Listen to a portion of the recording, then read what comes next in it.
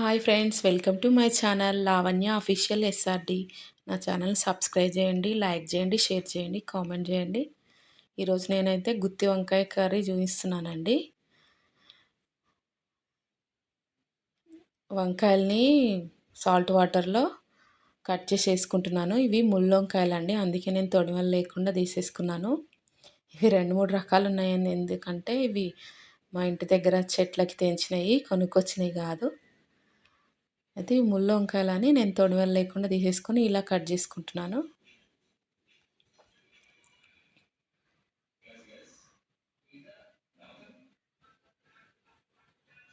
నా ఛానల్ని సబ్స్క్రైబ్ చేసుకోండి.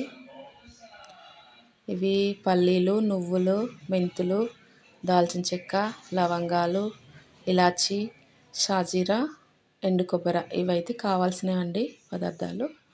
తర్వాత ఒక చిన్న నిమ్మకాయ సైజంత చింతపండు నానబెట్టి రసం తీసుకున్నాను. తర్వాత కరివేపాకు, పచ్చిమిర్చి, ఆనియన్స్, ఇంకా పల్లీలు వేపుకుందామండి. పల్లీలు కొంచెం టైం పడుతుంది కదండి, అందుకే ముందు కొంచెం వేపుకున్న తర్వాత ఇంకా వేరే వేసుకుందాం. పల్లీలు సగం వేగిపోయాయండి. ఇప్పుడు ఎండు కొబ్బరి, నువ్వులు,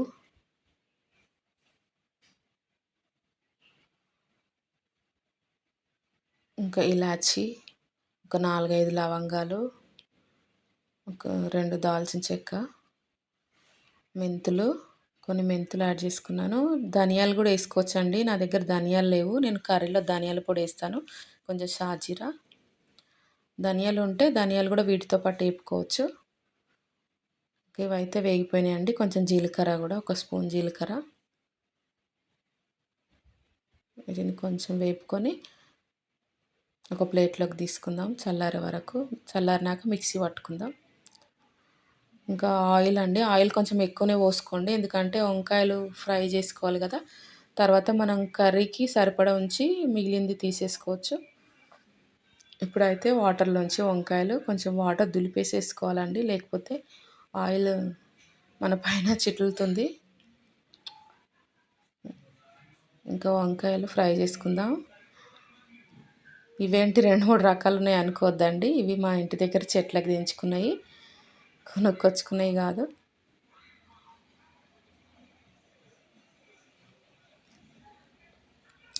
ఇంకా వంకాయలు బాగా ఫ్రై చేసుకోవాలండి, మనకు కొంచెం ఒక సగం ఉడికినంత వరకు, కొంచెం కలర్ మారేంత వరకు. ఇంకా ఫ్రై అయిపోయినాయండి, తీసుకుందాం వంకాయల్ని ప్లేట్లోకి. ఇంకా ఆయిల్ ఎక్కువ పోసుకున్నాం కదా, మన కర్రీకి సరిపడ ఉంచి మిగిలింది పక్కన పెట్టేసుకొని ఇప్పుడు జీలకర్ర, పచ్చిమిర్చి, ఉల్లిపాయ ముక్కలు వేసుకుందాం. ఉంటే బిర్యానీ ఆకు వేసుకోండి, నా దగ్గర బిర్యానీ ఆకు లేదు, నేను వేయలేదు.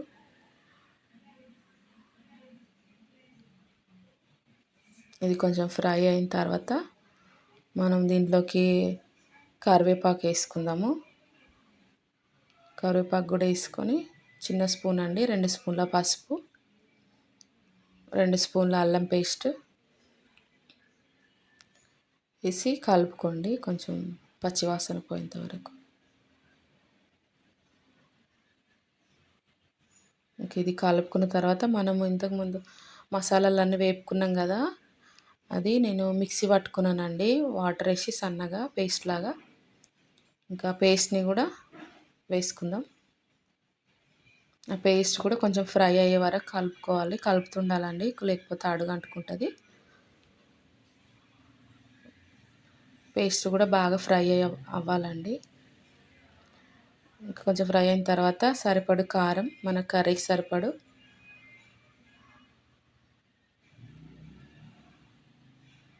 ఇంకా అలాగే సరిపడు ఉప్పు అండి. ఇంకా ఉప్పు కారం 2 వేసింది బాగా కలుపుకోవాలి. ఇంక ఇది బాగా కలుపుకున్న తర్వాత మనము మూత పెట్టేసుకొని ఒక 2 నిమిషాలు ఉంచితే మనకి మసాలా బాగా ఫ్రై అయ్యి ఆయిల్ పైకి వస్తుందండి, అప్పుడు బాగా ఫ్రై అయినట్టు. మూత పెట్టేసుకొని ఇంకా ఫ్రై అయిందండి, ఆయిల్ పైకి వచ్చింది కదా, కలుపుతూ ఉండాలండి, లేకపోతే అడుగంటుకుంటుంది. ఇంకా మనం ఇంతకు ముందున్న చింతపండు రసం తీసుకున్నాం కదా, ఆ చింతపండు రసం. ఇంకా మనకి కర్రీకి సరిపడు వాటర్ వేసుకోవాలండి.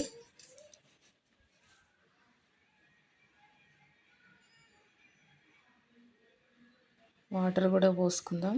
ఇది ఇంతకుముందు మిక్సీ పట్టిన వాటర్ అండి. మీకు సరిపడు గ్రేవీ సరిపడ వేసుకోండి వాటర్. ఇంకా పక్కన రైస్ కూడా అవుతుంది.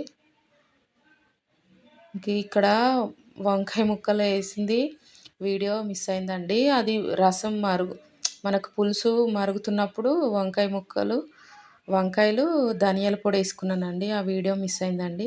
మీరు అది ఉడుకుతున్నప్పుడు వేసుకోండి. ఇంక ఇది బాగా కలుపుకోవాలండి. కలుపుకొని ఒక 2 నిమిషాలు మూత పెట్టేసుకుంటే మనకి ఆయిల్లో ముందే ఫ్రై అయిపోయినాయి కదా, తొందరగానే ఉడికిపోతాయి. అంతే అండి, వంకాయ కూర రెడీ. టేస్టీగా